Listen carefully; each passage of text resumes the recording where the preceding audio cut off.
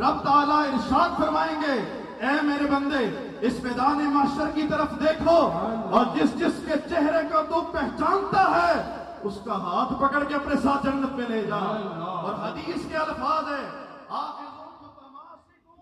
जरा कहो सुभान अल्लाह। मौली शरीफ से प्यार करने वाले कह दो सुभान अल्लाह।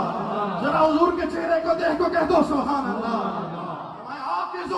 मुतमासिकूना, फरमाया एक दूसरे का हाथ पकड़े हुए होंगे।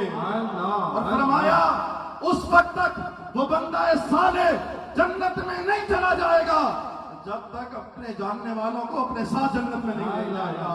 वो मुझे कहने दो, वो जो लजपाल होगा वो मोहरी का ताजदार होगा। हुजूर का यूं में पंजम दाइया जिक्र बिल जहर ख्वाजा मोहम्मद मासूम रहमतुल्लाहि ताला अलैह। और उस दिन वो फरमा रहे होंगे, मेरा वजदान कहता है वाला में उस वक्त तक